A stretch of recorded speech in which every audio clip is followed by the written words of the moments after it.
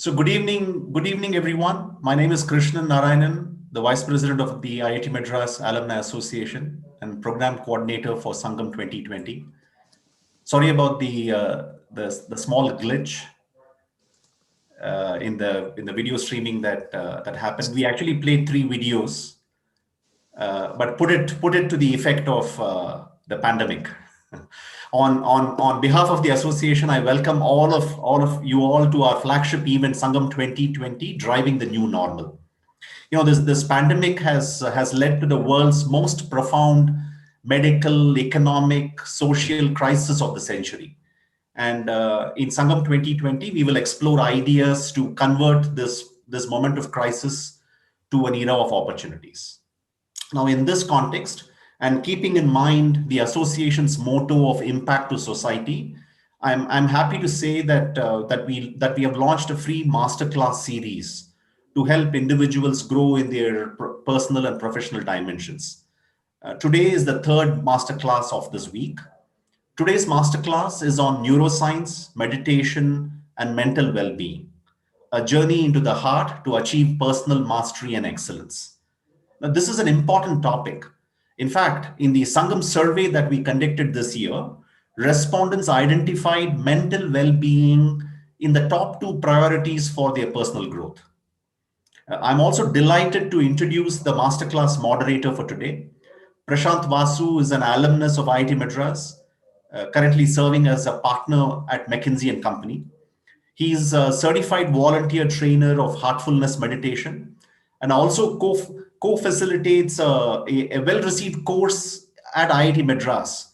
That's called Habits, Happiness, and Success. I asked him one special thing that he did during this pandemic.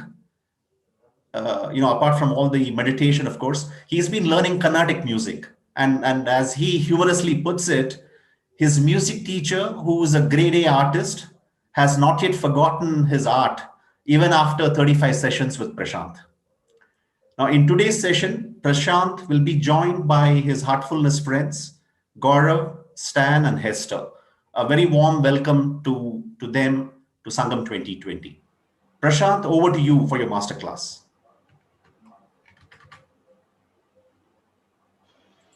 Thank you, Krishnan. Thank you for the introduction and congratulations for orchestrating such a wonderful event. And it's a great privilege to be part of this. Good morning, good afternoon, good evening, good night, perhaps, to all of you who've joined from different parts of the world. I'm partially logged into Cubilo, and I see somebody there who's logged in at 5 a.m. in the morning from San Jose and saying it's 5 a.m. in the morning. So it's lovely that you're able to join, and thank you for taking the time to be part of this session. It's a privilege for, as an alum, for me to be able to co-host this session with a few wonderful people whom I'll introduce you in just a minute for Sangam. And I'm here, as Krishna pointed out, my capacity as a trainer of heartfulness that I've been practicing for the last 24 years. I've been a trainer for the last 8 years. So on behalf of the Heartfulness Institute, it's a warm welcome to each and every one of you who's chosen to participate in this program. Our intention in this program is to actually make this experiential and interactive. Ideally, we would have loved to see you all in person, faces, and so forth, or at least online faces. But it's hard, apparently, obviously, to have we gathered, there were 1,000 registrations for this program, and it's hard to effect that over Zoom. So the 4 of us are joining by Zoom. And to make it interactive, to add more interest and spice to the session, we'll not only poll you all in a minute, but I'd love to introduce a few of my wonderful colleagues who have joined me for the session. First and foremost, I welcome a very, very dear friend, Gaurav Natekar. Gaurav and I have known each other for the last, he said, don't say that, Prashant, and betray our age, but I'll say that for at least, I'm giving the lower bound, Gaurav, for at least about 35 years or so now. Gaurav is, more importantly, Gaurav is a legendary tennis player. He's a Davis Cupper for India. He's the winner of the prestigious Arjuna Award and one of the most intelligent tennis players whom one could meet. I had the privilege of training with Gaurav, even competing with him. His only fault as a player was that, as I was mentioning to him, he was not too generous. He never allowed me to beat him. But he's, thank you, Gaurav, for agreeing to participate in this program. It's wonderful to do this together. Thank you. Thank you, Prashant. Happy to be here. The other wonderful face that you see there dressed in a nice button-down blue collared shirt is Stanislas Lazouge. Stan is, hi Stan, welcome. Stan is part of the Stan is part of the Ministry of Foreign Affairs for France, and he's lived in over 6 countries. And alongside his travels and his professional exposure, he's been a practitioner of heartfulness for over 20 years now, a couple of decades now, and a trainer for very long. But he's been quite instrumental in taking heartfulness practices that are essentially offered free of charge to people from all over the world, to the Western world. And he got quite, he believed that people in the West particularly were very keen to understand the science behind meditation and meditative practices. And he undertook a personal research. So he says, listen, I'm a diplomat who's learned this, so you guys can learn it too. So he undertook 2 or 3 years of intense study of all kinds of papers and can now talk about topics like neocortex and prefrontal cortex that you'll hear about in a little bit. But he'll try and make it simple for all of us to motivate why this topic is relevant as something that's essential to happiness. So welcome, Stan. Thank you. Stan is also now a professor in a couple of universities in France. So it's lovely to have you with us. I'm delighted to be here, and thank you for the invitation. We couldn't do something at IIT without introducing some aspect of science. So, wonderful. The third person that you see there is a growing celebrity in India as well, but she is a Hester O'Connor. Hester is a clinical psychologist now in the profession for over 35 years. She's based in Ireland. She's a practitioner of heartfulness for over 2 decades. I had the privilege of meeting her in 2006 during our family short stay in London. She's also a trainer of heartfulness and mindfulness. And she has a very, very different insight and intimate understanding of humanity in her own role as a psychologist and as somebody who's now part of the healthcare system in Ireland.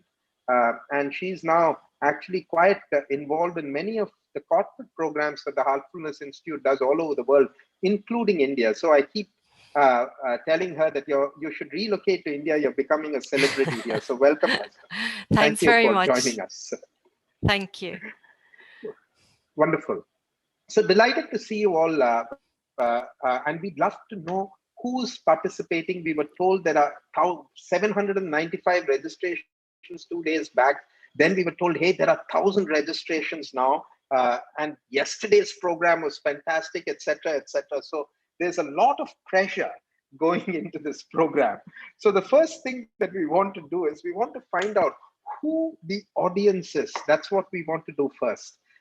And to enable that, the organizing team has created a wonderful poll for us that you can actually go to Zoom on, or your Hubilo on, and get started with. There must be an icon there that says polls, and you can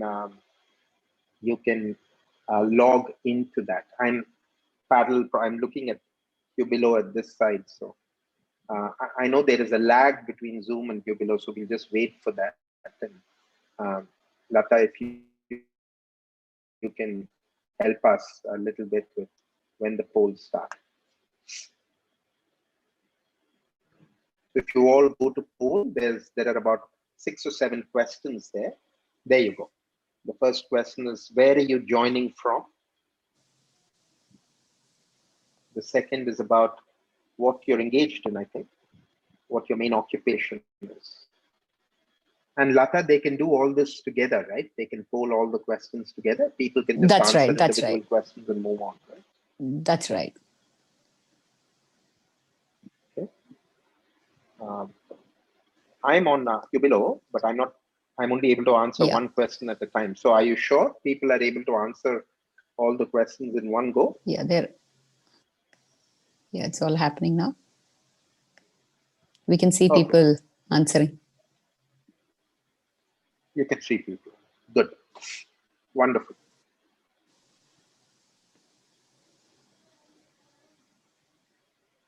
So let us know when there are, would you know how many attendees there are and what proportion of people are? Yes, we are doing this.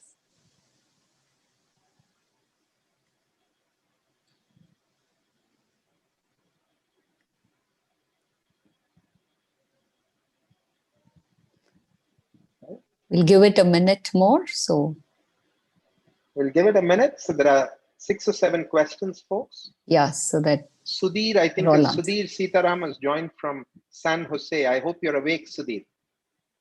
These polls were meant to just wake up those joining from California. So there's a third question is on what your primary association with IITM is.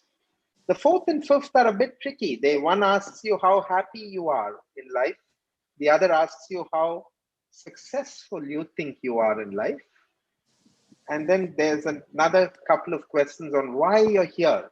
Are you here because you want to experience some relaxation meditation? Are you intrigued by the science of the topic?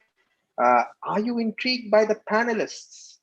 Some combination of this, or you just don't have anything better to do. And the last question is on what's your familiarity with meditation?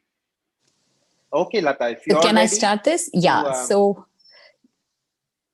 Yeah, it depends if you've got enough number of polls. Yes, I think we have. So the first one, which says like, I'm joining this program from, the highest is from India, where 85.7% has been from India. And the next is North America with 5.4%, Europe and Middle East for 3.5%, and we have rest of Asia, another 5%. Okay. So it's an interesting lot from India. And my main occupation presently is, so academia is 25%, corporate world is 49.2%, and in the world of art, we just have about 1.7%. In the world of human development, spirituality, leadership is 6.8%. Others is around 17%, 16.9%, 17%. Okay. And my primary association with IIT Madras are alumni, student, faculty is 71%. Current student is 3%. Parent of the current and alumni is about 6%. And we have about 18% of friends of IIT Madras, which means they don't have any direct association. So glad to have you all here. So hope to have more to see the intensity of alum. So wonderful. Keep going. Yeah. So how do I consider myself in life presently on a scale of 10? Quite happy and fulfilled, which is 7 or 8, is 43% leading here. Genuinely happy but couldn't be better is 11.7%. Yes, somewhat happy by and large, 6 or 7, which is around 25%. Not quite happy, or they're on the borderline, is around 15%. Quite unhappy is 3.3%, and very, very happy that the least is very unhappy and dejected, which is 1.7%. And we hope to get you to the top at the end of the session today. I think that's what we would want to do. Oh my God. Okay. If you say so. How successful do I consider myself in life presently? Genuinely successful, operating at my peak is around 13%. Quite successful. Good to know that the highest with 31.7%. And yes, somewhat successful by and large is around 28%. Not quite successful is 15%. Quite successful again 10%. And the greatest similarity is that the very unsuccessful is also 1.7%. So guess it's the same people who said they're dejected. I think we'll solve that. I am here because 30% have said, I want to experience some relaxation and meditation. And 45% have said, I'm intrigued by the science behind this topic, which is interesting. 6.7 is, I'm intrigued by the panelists. So hope to increase that by the end of the session. 15% is some combination of A, B, and C. 3% says, I have nothing else to do.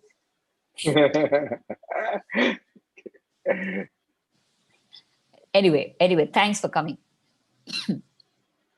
And I meditate, yes, on a regular basis is 16.9. Yes, on and off is 27%. No, but I've tried a few times and at least I've been exposed to 39%. And no, this is the first time is 17%. I think that's our poll results for the evening. Thank you, Lata. Thank you for taking us through this. Yes, please. Thanks a lot for taking us through this. So should we continue, or is there a lag for which we should actually wait a little bit and then proceed? You can continue, Prashant. Oh, it'll catch up, right? Obviously. Yeah. Okay, wonderful. Wonderful. So thank you, folks. I think it's lovely once again, and thank you for taking the time to join us. I'm going to get this session started by motivating an interaction with our panelists. I know 40% of you wanted to meditate, and we will do that. That is a very, very integral part of the session. We'll do that very soon. But we'd love to actually interact with our panelists and kind of create a motivation of why even bother to meditate? Why bother to meditate? Why is it relevant today? So I'm going to get us started with your permission with Stan, who's has the opportunity to see people from different parts of the world in this capacity. And Stan, I'm packing a few questions into one for you, but let me kind of frame this for you. What have you learned in your research around happiness, which I know you've undertaken quite a bit, and what proportion of people are truly happy? And is there some neuroscience to explain why it seems so hard to be happy? And finally, is there any science to suggest meditation helps in happiness? So I'm packing 2 or 3 questions, but it's all around the theme of happiness, its science, and the relevance of meditation. Go for it. Okay, thank you. And again, welcome everybody, and happy to be part of it. And so for the sake of clarity, even though I believe you all know what is happiness, I would like to give a definition of happiness from a modern scientist, Sonia Lyubomirsky, who conducted many researches on happiness, and especially meta-analysis or analysis on many researches on happiness. And she defines happiness as the experience of joy, contentment, or positive well-being, combined with the sense of one's life being good, meaningful, and worthwhile. I repeat, it's not only about feeling well physically or even mentally balanced, but it is also having the sense of one's life good, meaningful, and worthwhile. And as we are spending a lot of time at office, in our workplace, at least 30% or 1/3 of our time, even more for many of us, this sense of fulfillment is very important in our working place. But if we look at the state of affairs of people happy at work, it seems that we are not so well performing in that. And I'm using, for instance, the report from Gallup in 2017, which estimates that worldwide, there are only 15% of the employees which are engaged in their work, meaning that they feel happy, passionate about their work, and they feel connected with their company and feel fulfilled in what they are doing professionally. 67% of the employees are just disengaged. They are not engaged, meaning they just go and tick mark, they do what they have to do and go. They don't put their energy, they are not passionate about what they are doing. And worse than that, there are 18% of the employees which are unhappy. And that is terrible, because not only they are unhappy, but they spend their time in undermining, expressing their unhappiness and affecting the work of their co-workers. So why would we do that? And what would be the neuroscience or the scientific explanation that could lead people to behave like that? And for that, I would like to give again a state of affairs of the mind activity of the brain. And we will do a little bit of mathematics together. So do you know how many thoughts we have on an average per day? There is no chat box, but it's quite a lot. It's 70,000 thoughts a day. It's 2,900 thoughts per hour. It's 46 thoughts per minute. One thought every 1 second and 25 centiseconds. And out of this, 47% of our thoughts, according to research conducted by Matthew Killingsworth of the University of Harvard, 47% of these thoughts are random, meaning that we do something, but we think about something else, and that mind chatter, mind wandering, is associated with unhappiness. Okay. And to go further, there is a research from Dr. Raj Raghunathan, who wrote a funny book, If You're So Smart, Why Are You Not Happy? He conducted a study on students and found out that 60 to 70% of the spontaneous thoughts of the students were negative, while the students thought themselves to be positive thinkers. So my calculation of these different, perspective of the mind activity comes to the calculation that I may have one negative thought every 2 seconds. 35,000 times a day. How could that not affect my way of thinking, my way of taking decision, my way of feeling, interacting with people?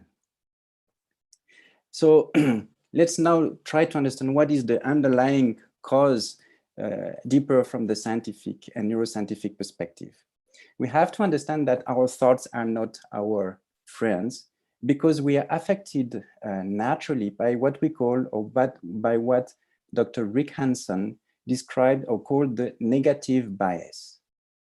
Because of the evolution of the brain and for the need of survival, we become more and more negative naturally, because it is more profitable and sustainable to be negative than to be positive.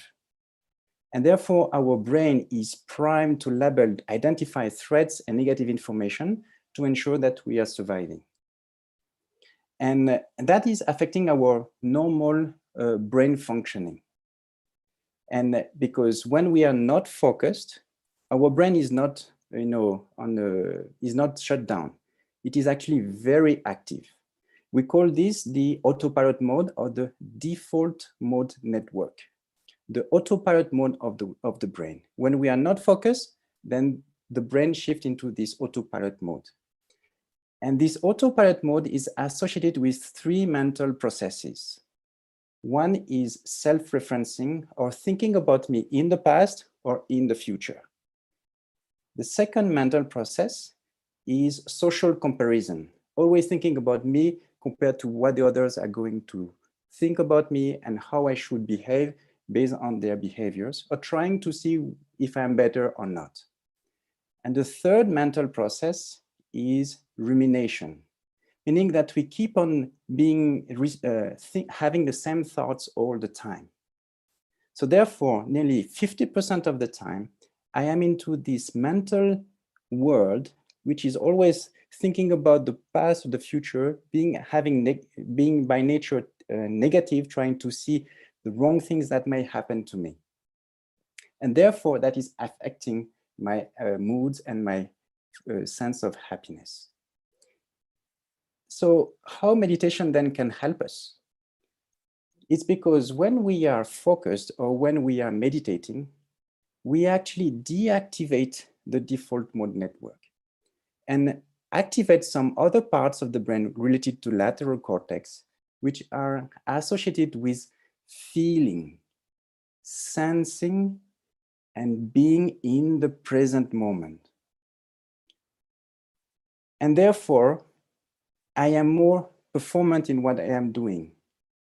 And therefore, I am, I am involved and satisfied because I am performing well in what I am doing. And what was observed is that people who are meditating regularly not only deactivate this autopilot mode when they are meditating, but also when they are not meditating, which is suggesting a change of consciousness where we experience life from a mental perspective of worries, from a perspective of being in the present, attending to the moment. And as this mind chatter is off, then I am freed from all these self-critics and can better engage in what I'm doing. I think that is okay for the moment. And I can elaborate more if you want now or later. Very helpful, Stan. Very helpful, Stan. So basically you're saying that a large proportion of people are unhappy. We are subjected to a lot of thoughts that are random and largely negative. And to reverse that, we need to meditate to bring the mind to a state of regulation from where we can. Yeah, it's important to understand that our thoughts are not our friends. Therefore, we have to keep them busy, to train them to be focused on something more positive. Something wonderful. Thank you, Stan. I'm going to switch gears here to a subject that's always very dear to people, which is sport. And I'm going to call upon Gaurav there. Are you still there, Gaurav? Can you? Yes, I'm here. Yes, wonderful. No, I can see you very well. Yeah. Good, lovely. So Gaurav, here's what I wanted to ask you. You've lived and experienced sport so intimately and played at the highest levels of tennis. I wanted to ask you, what does it take to compete and succeed at those levels? Is it technique? Is it physical fitness? Is it really a mental game? Can you also share, as you do this, a couple of your own personal stories as you do this? So over to you, Gaurav. Thanks, Prashant. No, I think there's so many aspects when it comes to sport, and sport globally has changed so much in the last, since I was playing and now. But I think some things are obviously won't change in sport, and I would like to think that especially today, given the explosion of social media and the amount of information and distractions that people have, I think more and more the mental side of sport is becoming very, very important. When I was growing up, especially in India, a lot of it was about technique, focusing on technique. Then it was physical training, and the mental side was really not explored as much. My life story really was all about trying to play catch up in a sense, and I think that a lot of the people listening in today may relate to this, of having some sort of a legacy pressure of. For me, the legacy pressure was my father, who was, or is an icon of Indian sport. He was world #3 in badminton, really, a trailblazer, and right from Prakash Padukone and Gopi Chand and all of them still look up to him. He was world #3, in the 50s. So for me, my father just wanted me to play some sport, and I didn't like the indoors, so I took to tennis. One thing led to another. Obviously, thankfully, I was blessed with some sort of genetic pool from his side, and once I started winning, it was all about people and the press comparing me to him, and I think that is something where, again, the whole thoughts, deeds, and actions, and how to try and keep negative press and negative emotions out of it became very important. So for me, it was, the more I started winning, the more people and the press expected me to get to where my father was. And so I would say that the mental aspect, the emotional aspect becomes very, very crucial. For me, upbringing in a typical Indian middle class family, our thoughts and our processes and what we are taught is very different, especially 25 years or 30 years ago. We were always taught to be nice. We were always taught to be polite. We were always taught to be, sportsmanlike. And that at some level goes completely against the grain of what sport is about, especially modern day sport. It's cutthroat, there's intense competition. And for me, it was always a struggle and a fight of how do I keep my on-court persona on and my off-court persona different. And that was something that I struggled to handle. And I think definitely when I look back today, I feel that if I had a little bit more mental training, maybe some sort of meditation, yoga, which was again just being discovered across the world, I think I would have been able to do a lot better. I think one other important aspect is ego and being selfish. One has to be extremely selfish and has to have an ego if one wants to succeed at the highest level of sport. Because like my dad used to keep telling me, two things with sport. The first thing is that you either get 100% or you get zero, right? You can't get a 80% or a 90% that you could, in your MBA exams or in your academics, right? So there is no gray area when it comes to sport. And the second thing he told me is that once you get a degree, and I mean this with due respect to everybody who's listening in, when you get a degree, that degree stays with you for the rest of your life, right? Whether it's a PhD, whether it's an MBA, whether it's a BCom, or whether it's a 12th standard pass. With sport, every single day is a new degree, right? So you may have won Wimbledon the previous day, but when a Federer or Nadal goes out to play next week in the match, he's starting from zero, right? So every day is a competition. Every day is about trying to better yourself. And I think that is where also one needs to have some sort of almost blinkered or blinkers like the horses have when they're running a race. And that actually again is something that I didn't realize, but that is what really honed skills for me once I quit playing professional sport and got into business.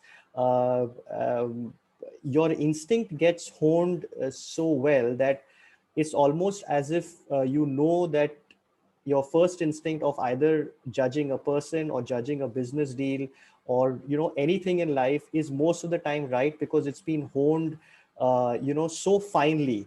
And again, for me, the biggest mistake I feel I made in the first 10 years of my business life, or in my afterlife of sport, as I like to call it, is I didn't trust my instinct enough. Again, not realizing that because it was honed to such a fine extent, most of the time my instinct was always proved right, whether, again, like I said, whether it was a professional relationship, a business deal, judging people, so on and so forth. So I think it's a very large canvas where sport is concerned. uh, but I think if I had to pinpoint two areas where competitive sport and just playing any sport can help your day-to-day life or your business, I would say it is basically that instinct that gets honed, and decision making, because you're making thousands and thousands of split-second decisions every time you step on, right? So for my game of tennis, the ball is coming at 150 miles or 150 kilometers an hour. So I have to make in that split second a decision of where the ball is coming, how fast it's coming, where I have to move, where my opponent is, what shot I want to hit, how do I want to hit it, right? All of that. So decision making process also gets accentuated. I, like I said, I can And keep speaking on it, but yeah. and for that too, Gaurav, you would argue that having that blinkered mindset where you're fully zoned in and in the present is helpful in a sporting context. Definitely. I think it's helpful in any walk of life, but with sport, it is more so because like San was saying, there are so many negative thoughts coming, and in sport, what happens is there's this mental game that's happening anyway, right? So your opponent is trying to psych you out. He's trying to have some gamesmanship. Then you have people in the crowd that are saying something. The press is on your case. So having that blinkered thought process is very important. It's extremely tough, and I would like to say that it is tougher when you're born and brought up in India, because that goes, being selfish, having an ego where you think you're the best and that you're going to win every time you go out on court, and being overconfident. It goes completely against the grain and against the ethos of what we have been brought up with. And that actually becomes a huge cultural fight, or a inner fight that every sportsman from India has to face. I think it's gotten a little better over the last 5 or 7 years, because if you see the Indian athletes of today, they're a lot more in your face. They're a lot more, confident. Some Indians traditionally say that they're arrogant, but all of that is needed. All of that is, if you want to be a top level sportsman or succeed in any walk of life, whether it's business or, whether it's in your corporate life, I think all of those are traits are required. And through maturity and through an understanding of yourself, I think one should and one can and one must learn where you want to have, what kind of an attitude, because you really Wonderful. can't be popular and you can't win at the top level. It's, anybody who says that, I think is not the truth, really. Not the truth. Okay, Gaurav. So I'm going to actually inspire Hester to pick up some of the frightening threats because she has a completely different insight into humanity. And so, Hester, you're coming off somebody who's just used words like it's cutthroat, it's highly competitive. If you think you have to put your ego out there, you better fend for yourself. Okay, you better fend for yourself. So I want to ask you, Hester, through your work and spiritual practice, you have an intimate insight into humanity. What do you think plagues the world, and what might be needed to address this? So thank you, Prashant. Gaurav, that was for me fascinating. I think we need to do a scientific study on Gaurav. So for me, absolutely, after 35 years in working as a clinical psychologist, loneliness and the lack of feeling of belonging and the lack of connection is for sure the biggest issue that I would say is facing humanity. And if we look at ever before, and Krishnan made a reference to it at the beginning, ever before the pandemic, we had a stress pandemic. And 75 to 90% of people who go to their primary care doctor, to the physician, underlying underneath it is something related to well-being. But I would say for sure loneliness, and we know now from very interesting research from Harvard that loneliness kills. So it's exacerbated because of the pandemic. But what I want to say as well is that the use of devices and the use of social media is giving young people a false sense of likes, as if they have connection, and they're starved of real deep belonging and connection. And we know from some other very interesting research why people move really to extreme groups is because they're lost.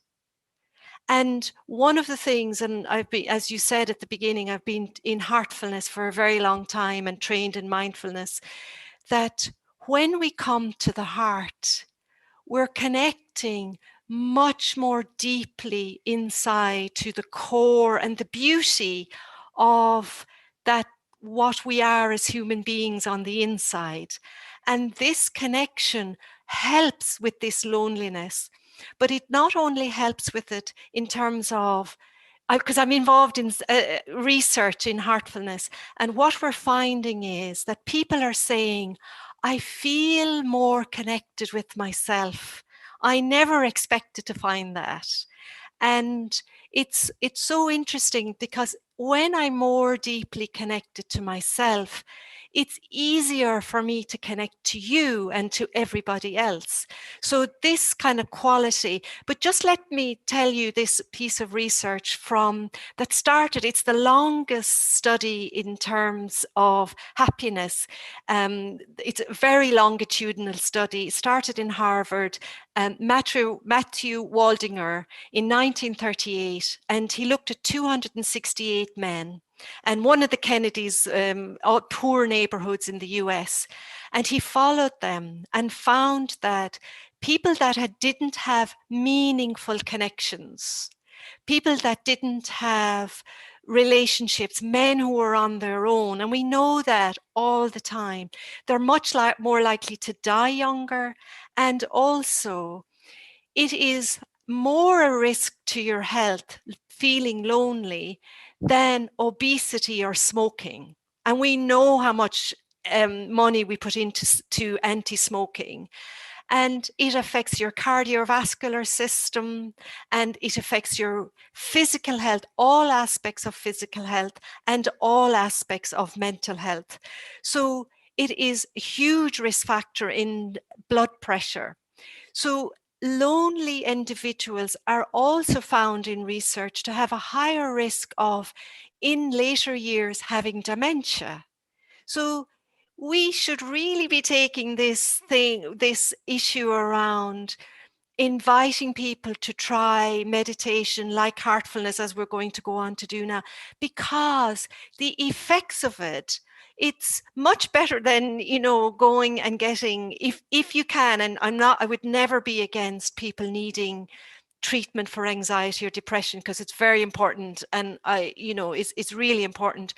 But there are other ways of addressing the really call of the heart of that belonging from the day we're born is to belong. So I think I shouldn't waste more time, and let's have this experience, Prashant.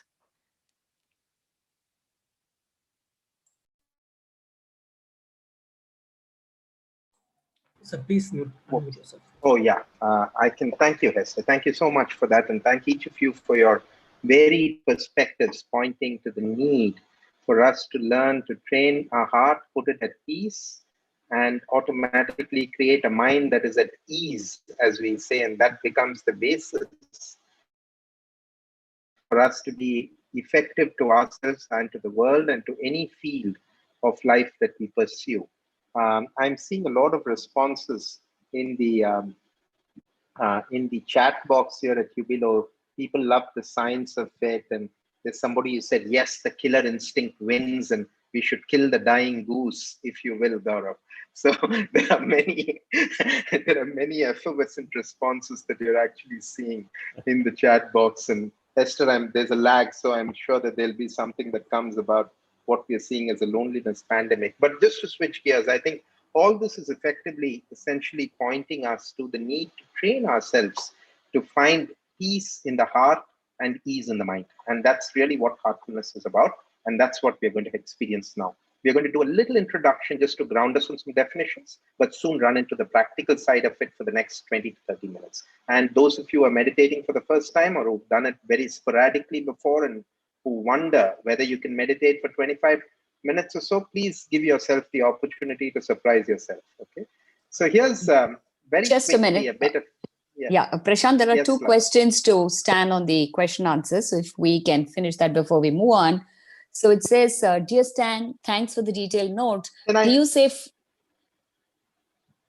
you want to go ahead, take it? Lata? I was wondering if it will be better to pick those questions up after we meditate. Sure. Yeah. Great. Awesome. Just to allow the time for experience. Fine. Let me thanks. Do you say focus, concentration, being in the present, or now meditation, dhyana are the same? Okay, so that's one question for you. That's a lovely question mixed with dhyan and meditation and many different things coming in, Stan. And there's another one that says, thank you for your fascinating insights in the human mind. Could you recommend some books to explore further? So shall we pick these up after meditating? Thanks for those questions, Aditya and Anand. Thank you so much for those questions. And we'll absolutely pick it up. There's another question for you, Gaurav. How to maintain continued passion, motivation during every journey of our life, even after failures. So that might be interesting to pick up. We'll try and find some time for this in the end. I'm looking at these at you below. Wonderful, folks. So let's ground ourselves in a little bit of definition and meditate for the next 25 minutes or so to provide the experiential exposure. And just to keep it very simple, meditation is nothing very esoteric or complicated. It essentially is effortless focus on one thing for a period of time. That's all it is. That's the first thing that I want to say. The second thing is that We are all meditating all the time. It's an activity that's natural to us. But like Stan mentioned, we are resting our mind typically on things that are not too useful to us. For example, the pains of the past, the problems of the future. At times, we also rest on our mind on things that we like, people we love, etc. Fantastic. Most of these things, though, are not quite useful to us. They don't help us transform, and they happen automatically without a regulation. So the object of meditation, which is the third point I want to make, becomes very important because we acquire the qualities of what we meditate upon. And this is common experience. If we watch let's say, a turbulent movie, for example, a violent movie, we are going to feel a little disturbed, perhaps. On the other hand, if we are sitting in the Himalayas and watching a still lake and resting our mind on it, we are likely to feel a little bit more gathered and still within. So the object of meditation becomes very important because we acquire the qualities of what we meditate on. The simple thesis in heartfulness, the claim that we make, which we hope people's experience corroborates, is that the most precious asset that a human being has is indeed the heart. In it lies the treasure trove of everything that we're truly seeking in life, whether it be joy, inspiration, happiness, love, everything is there. And at all levels, the heart plays a central role in our life. At the physical level, it's the center of the pumping station. So when we purify the heart, its effect reaches all parts of our physical system. At the mental, emotional level, we all know that we describe a person by their qualities, heart qualities. We say his or her heart is in the right place. Hearty congratulations. We don't say mindy congratulations. We say hearty congratulations. Courage comes from the Latin word cor, which means the heart. Love is symbolized by the heart. And there's growing evidence that the emotional state of a human being is best picked up by the physiological parameters of the heart. I won't venture into Stan's space, but there appears to be evidence to suggest that. And at the more, for those of us who relate to the idea of the spirit, it is said that the soul, that we are more than just matter. We are just more than our minds and matter. We are far deeper than that.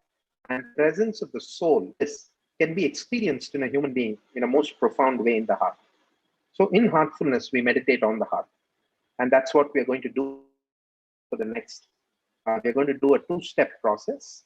We're going to do something called a heartfulness relaxation, where for about 5 minutes, you'll listen to a voice that is more mellifluous than mine. So I'm going to invite Hester to conduct a relaxation for about 5 minutes, just to relax our physical system. And after that, we will start meditation for about 15 to 20 minutes.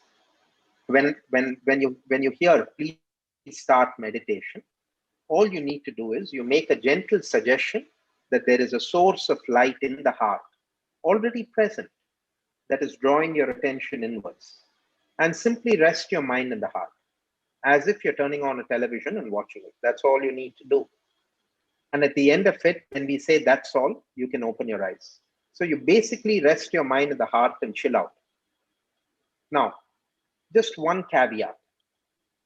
Only when we close our eyes, we recognize the thoughts that pound us. But in heartfulness, the simple point we make, this is a gentle practice. We say that these thoughts are not coming.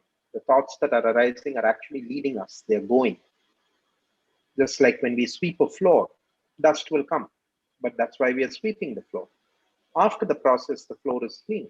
The same way, after the meditation, we will feel light. Right? So what is important is not how we feel during the process, but how we feel after the meditation. So when thoughts arise, please do recognize that they're arising to leave and just ignore them.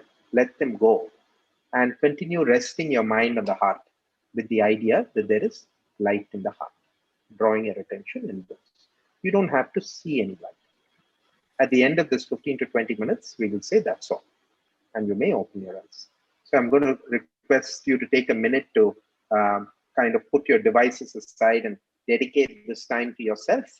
Just seat yourself comfortably, take a comfortable posture. You can sit in any comfortable posture, except resting your head on a wall or on the pillow or something in sleep, even if it's 5 a.m. in San Jose. So apart from that, any comfortable posture is fine. Okay? So Hester, can I request you to conduct the relaxation? Yeah, okay. So making yourself comfortable and closing your eyes. And we begin by allowing the energy of the earth to support our feet and to support our whole body. Allowing that energy of the earth to move up through the feet and ankles, up through the calves, thighs, right up to the hip joints. Allowing the whole of the legs to relax and let go. Moving your attention now to the back, lower, middle, and upper back. Allowing the whole of the back to relax and let go. Moving your attention to the front of the body, from the abdomen right up to the collarbone. Imagining that every organ housed in the front of the body is relaxing and letting go. Bringing your attention now across the shoulders, down through the upper arms, lower arms, hands and fingertips.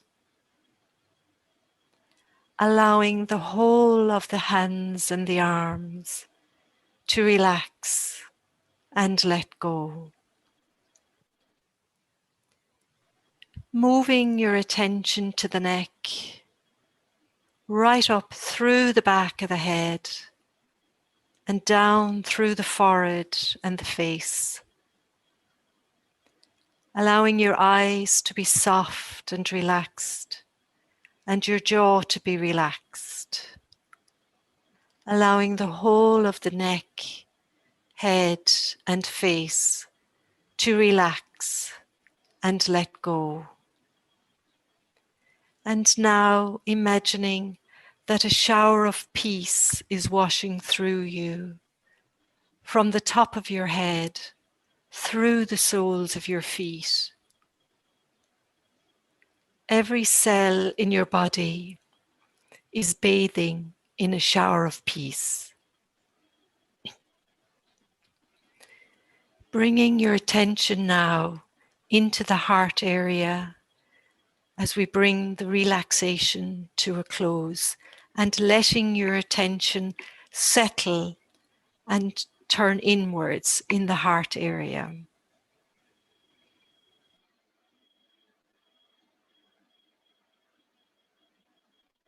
Please make a gentle suggestion that there is a source of light in the heart already present,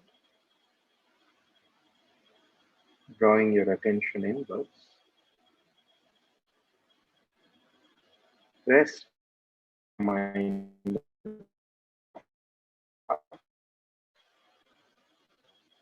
without be unmindful of any thoughts that may arise. They're all arising to go. Totally relax. And until I say that's all, please start meditation.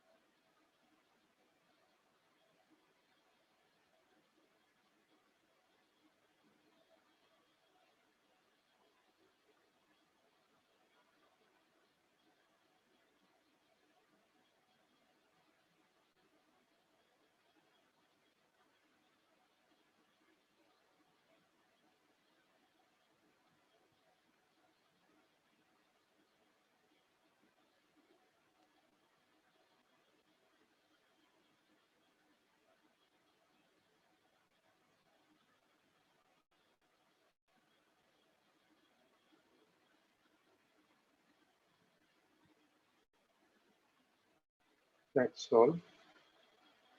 Please keep your eyes closed for another 30 seconds and observe how you're feeling now.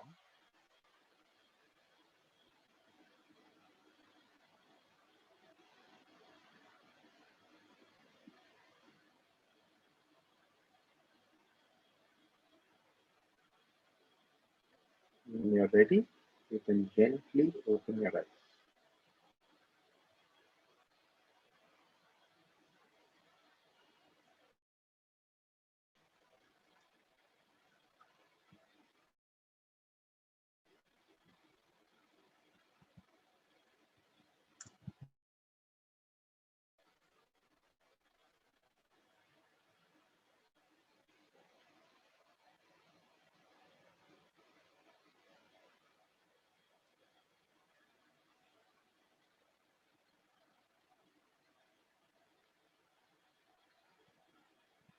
Lata, should we quickly do the second poll and then there are some questions?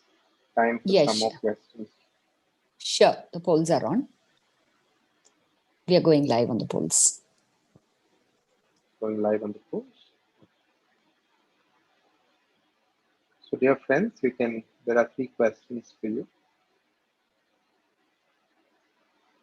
The first one is, I'm surprised I sat for 20. You've actually sat for 20 minutes right now. 20 to 25 minutes. The second question is, I wonder if I slept. This is a question that often attracts interesting responses when we do this with large bodies of students and so forth. Let's see how this group feels. And the third question is more pertinent to the session. I'm feeling calmer after the meditation.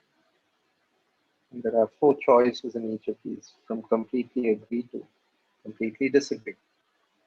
So let's see where this group is.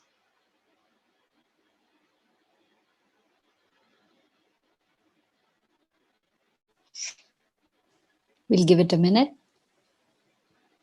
Sure.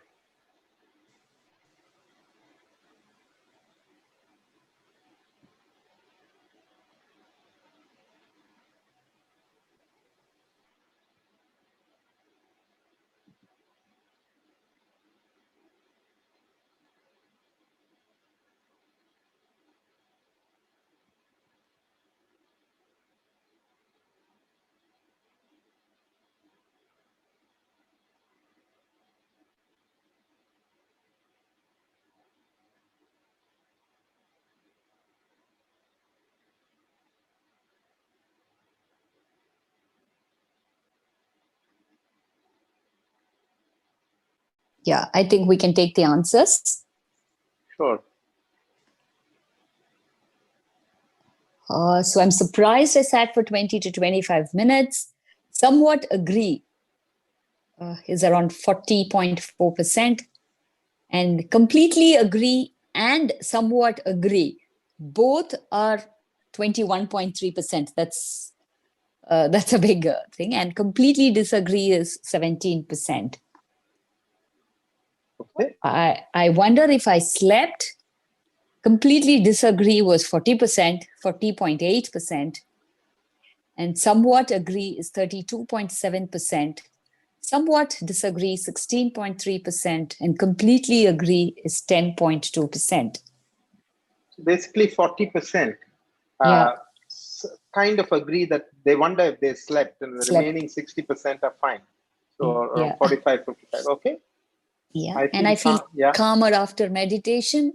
Completely agree was 55.1%. Somewhat agree is 36%. Somewhat disagree and completely disagree is about another 4.1%. So I think we really achieved what you wanted to do.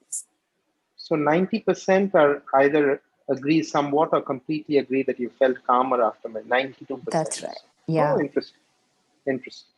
It's not an unusual statistic. This is roughly where we end up. When we do this in colleges and so forth with students, there's about 2/3 who actually wonder if they slept. So this group is not wondering as much if they slept. They're a little bit more reconciled with, which is wonderful. I do want to say that for those of you who are, and we'll come back to the questions, good, we have about 10 minutes for that. For those of you who are interested in exploring this further, who'd like some further focus sessions for you, there are two options. There is a Google form that we put out there. I don't know, Lata, if you're able to request somebody to put it up on the chat or whatever. You feel free to fill in your names and which part of the world you're in. We'll come back with some suitable time options, and we can find 2 or 3 introductory sessions exposing you to heartfulness practices. That's one. Second is you're welcome to download this free app called the Hearts app, HEARTSAPP, Hearts app. And you can take some master classes directly from there, 3 introductory master classes that are conducted by the guide of heartfulness, Sri Kamlesh Patel. You're very welcome to take those master classes, see the experience yourself. And that app is a magic app. It's like the Uber of heartfulness. You can request for a trainer at any point in time you want to meditate with a trainer. You can request for one. Your phone will go into silent, and the trainer at some part of the world will accept your invitation and conduct a 20 to 25-minute meditation for you. So please feel free to use that should you want to. Good, I'm going to give a minute's pause for you to take care of that, and then we will actually go into the questions.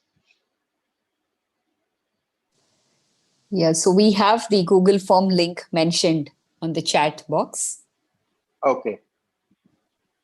I actually have access also to the questions, Lata, so I'll just pick a few of them. Take it. Yes, please. Yeah. And the Google form link will also be sent to all those registered. So we will do that. Yeah. Oh, that's wonderful. Good. So are we ready for questions, Gaurav, Hester, and Stan? Gaurav, Yes, we are. I guess this is the first time you're meditating like this with us. So how do you feel after meditation? No, it feels good. I mean, like I said, I wish I'd done it a bit more when I was playing. And yeah, definitely need to still my mind a lot more.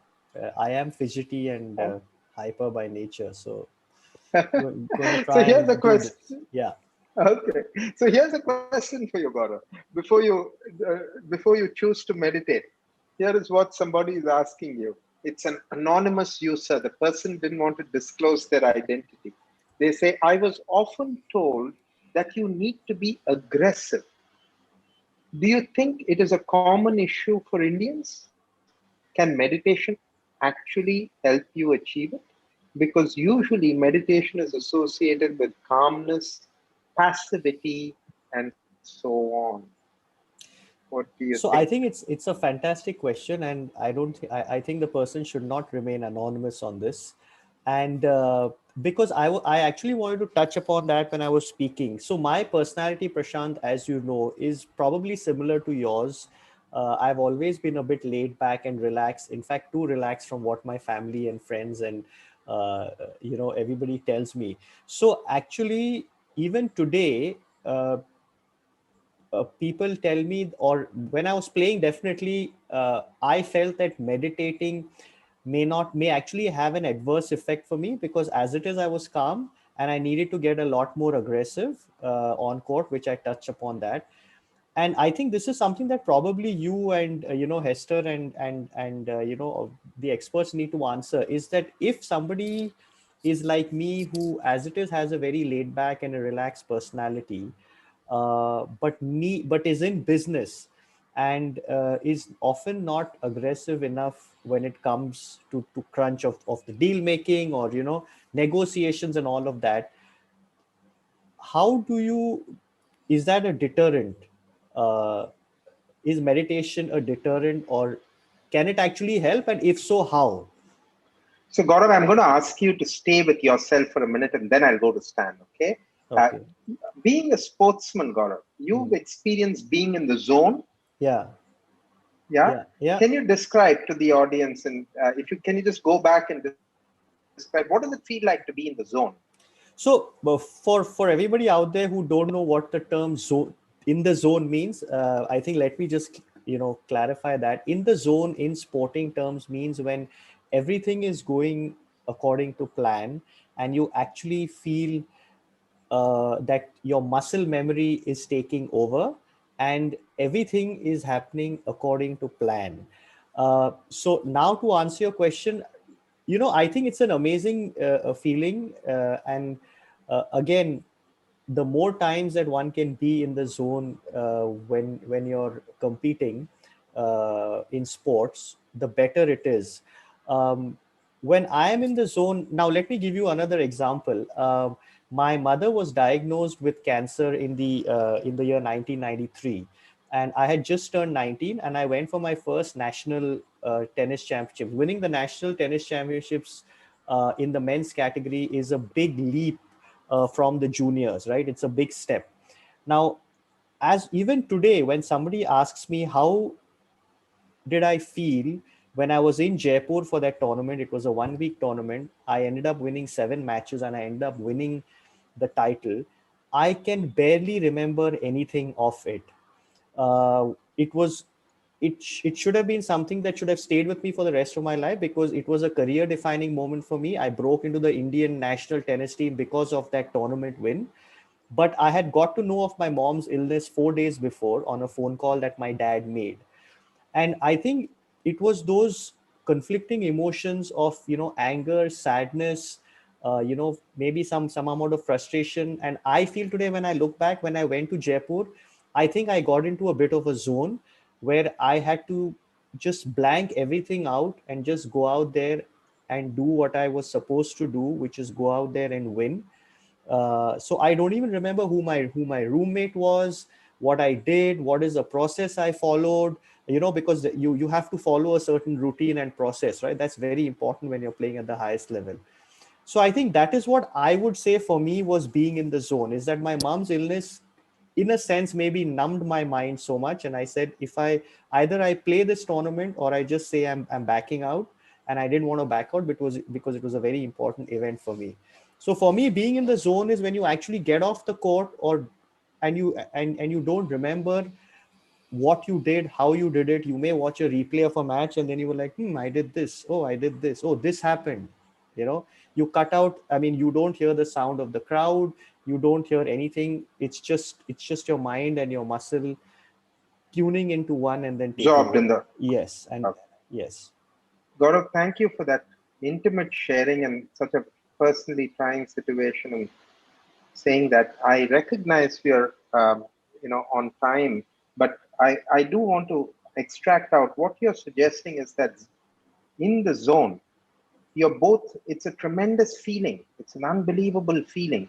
And you're performing at your best. You're both feeling and performing at your best. Is that fair? Yeah, I don't know whether feeling is the right word because, like I said, I don't remember much what I was feeling or what I went through. I just knew that I had got into a state of mind where I just, I was just doing things unconsciously Unconscious. and the subconscious mind took over and that's it. So I still today can't remember, like I said, so many of the things that should have been etched in my mind forever because it was such an important event for me. Fair enough. So Stan, I'm going to turn to you. Krishnan tells me through the Zoom chat that we can go for 10 more minutes. So for everybody who wants to stay back, we'll go for another 10 minutes and close the loop on this topic. And for those who need to go now and who have a time constraint, what a delight to have you with us. I wish you could stay longer, but hope you will meditate and enjoy the benefits of meditation. All the best. But let me switch gears to Stan. And Stan, what does science say about this whole idea of flow, and how does meditation link to flow and zone? Go for it. Yes. That was exactly described by Gaurav, where he's explained that he was, having blinkers and being fully focused. So that is the first step where we try to be focused on one activity. And as we get trained to that, we transfer this skill to the subconscious mind. He was saying that it was unconscious and like automatic. So here we have to understand what is the conscious mind and the subconscious mind. The conscious mind is mostly related to the attention network and the prefrontal cortex, this frontal part of the brain, which is related to our awareness in the present moment, to our attention. It is actually a small part of the brain, maybe less than 10% of the entire brain. And therefore, its capacity to process information is fairly limited, equivalent to 40 bytes of information per second. And this is highly energy consuming.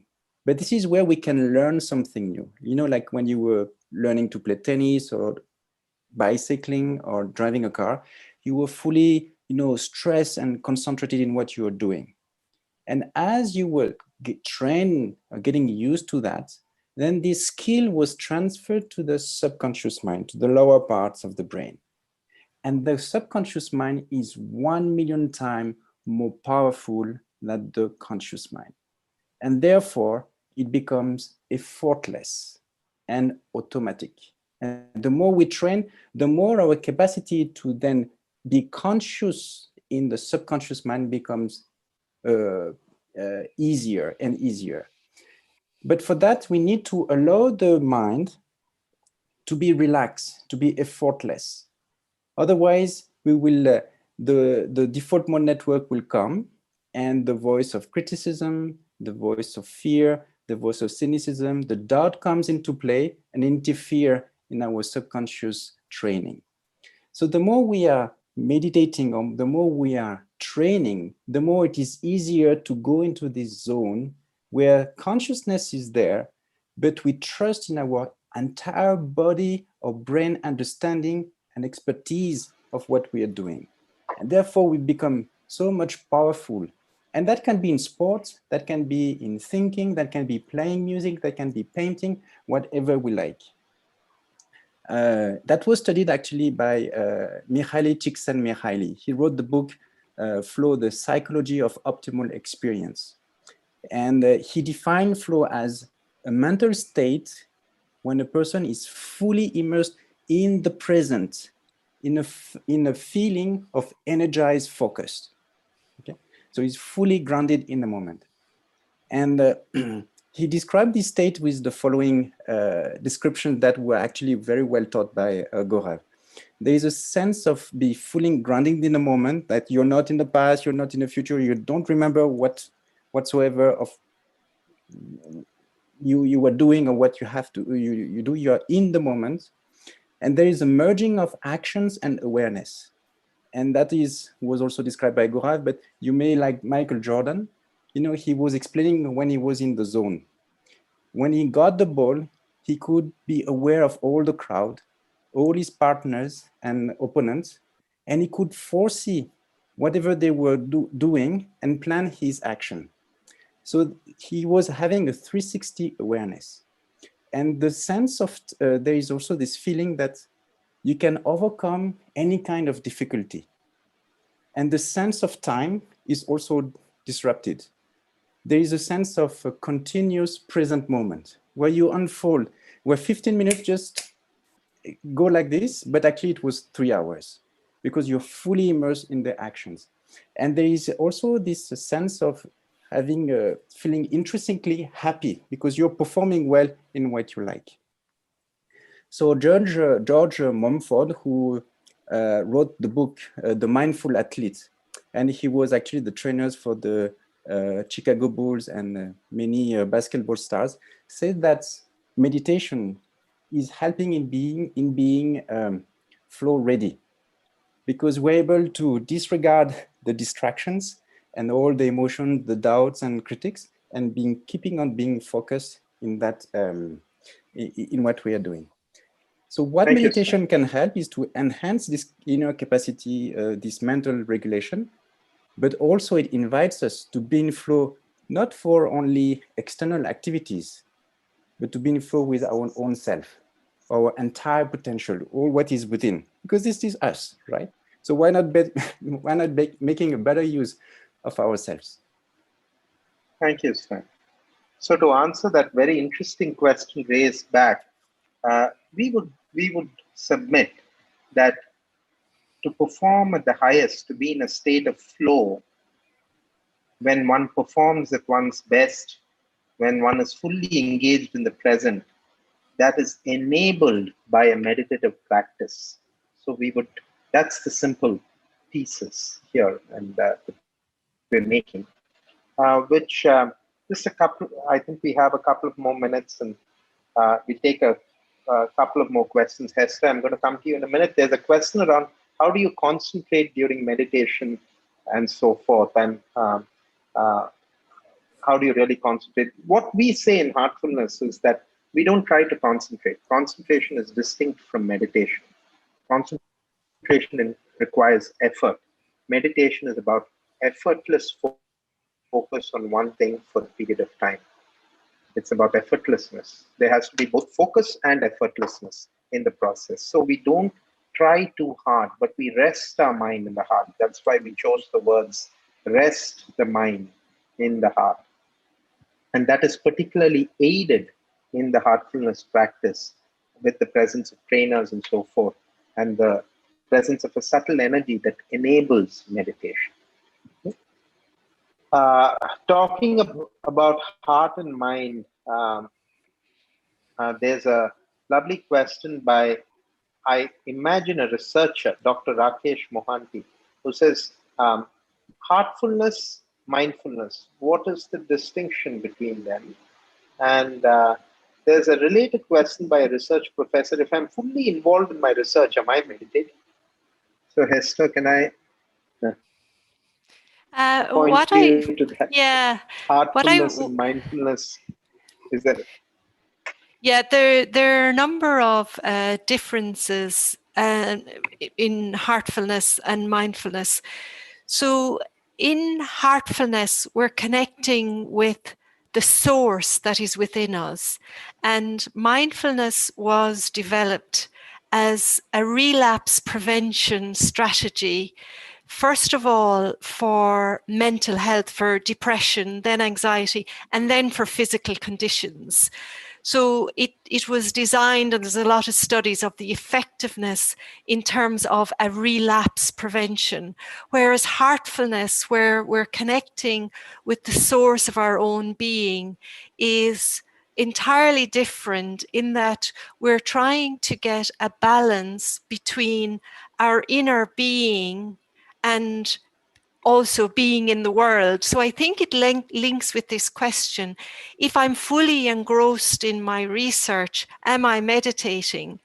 And I would say if you're doing it with really good intention and you're doing it to do the best that you can, then of course it's a form of meditation because you're not caught up in the ego. So I think that in a certain way, in terms of looking at the differences between mindfulness and heartfulness, I would say the way we know whether a practice is for us is really to taste it, to really sincerely try it, and then by our own inner experience. And I would advise keeping a journal so that you notice your feeling, because it's about, we're moving to feeling. We're trying to get away from this brain that's always on the go. So if we can stay with what we're feeling, then we can do the evaluation from our own inner experience, which is the practice for me, because nobody can tell me, but my inner experience will show me what is the way to go, I would say. If anybody wants to add anything. Wonderful. Thank you, Hester. We are now running into time, so thank you. There are many, many more questions pouring in, from what are the neurotic changes after meditation to a whole range of others that are coming in. And we'd love to be able, how long to meditate. So there are tactical questions, there are further sporting questions, there are a whole range of questions. Hester, there's a question for you on what else is ailing the world. So the top 3 or 5 challenges in the world. So we could go on forever. It's been absolutely wonderful. Thank you, Krishnan, Lata, and the entire team of Sangam for organizing this. Thank you, Gaurav, Hester, and Stan for making the time to participate in this event. And thank you so much to each of you who participated in the event. we wouldn't be here without you, although we don't know if you're really there except through the polls. But it's been wonderful to interact with all of you, and wish you a wonderful evening, and enjoy the rest of Sangam, enjoy the rest of your day and life wherever you are. All the very best. Thank you very All much. the best. Thank you. Thank you. Thank you. Thank you. Bye. Thank you. Thank you. Bye-bye. Thank you, all of you. And I think Bye. there are the other questions. We will post it to you, Prashant, and maybe with your answers, we Of will course. get back to everybody who's joined us today. Thank you, all of us who joined us, Sure. the panelists, the audience. And I think this has been a very, very enlightening, enriching, absolutely engaging session for us also here. And after a very long week, I think it's been wonderful. And so the rest of you are alumni and friends of IIT Madras who is attending Sangam 2020. Check on us every day, our programs, the agenda, quite a few interesting programs lined up. So do join us till the 6th evening. See you all soon. See you tomorrow in another great session of managing your personal finance. Thank you. Thank you, everybody. Good night. Thank you. Bye. Bye-bye. Thank you. Bye-bye.